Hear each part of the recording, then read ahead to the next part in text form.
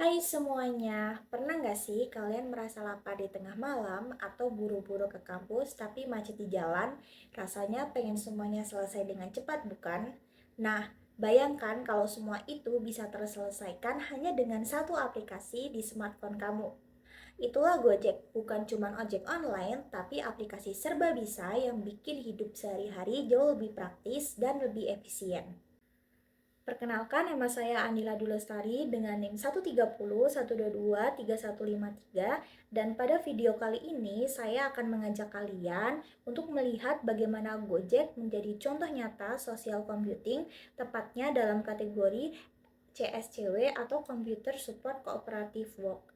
Kenapa? Karena Gojek menghubungkan jutaan pengguna, pengemudi, dan pelaku UMKM lewat satu sistem digital yang memungkinkan mereka berkolaborasi secara real time. Kita bakal lihat bagaimana aplikasi ini nggak cuma mempermudah hidup kita aja, tapi juga memberdayakan masyarakat dan menghadirkan solusi inovatif yang luar biasa. Yuk kita mulai dari sisi sosial dulu. Bayangin kamu bisa pesen Goret buat ke kampus, GoFood untuk makan siang, bahkan GoSend untuk kirim paket, semua dalam satu aplikasi. Praktis banget bukan?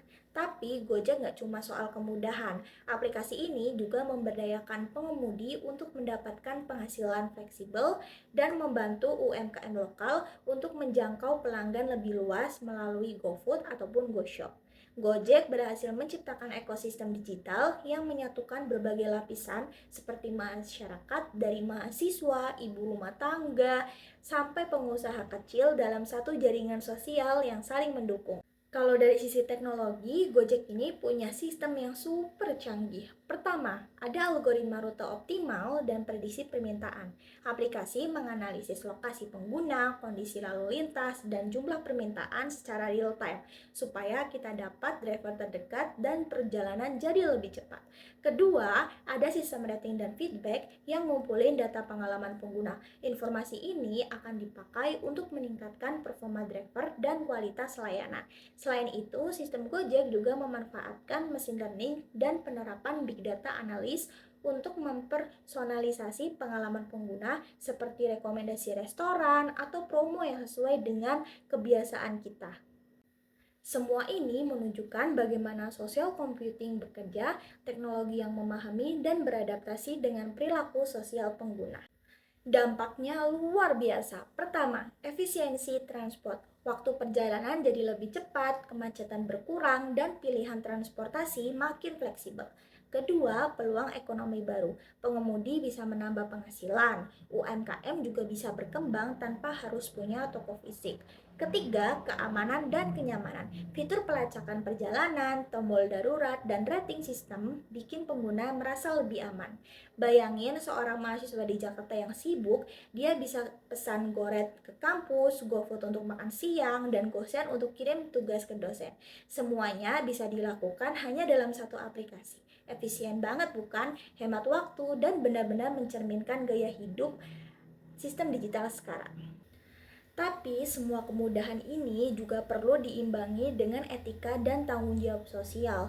Pertama, bagian privasi dan pengguna. Informasi lokasi maupun transaksi harus dijaga kerahasiaannya. Kedua, yaitu transparansi tarif, supaya pengguna tahu estimasi biaya yang akan dikeluarkan sesuai dengan layanan yang akan diterima.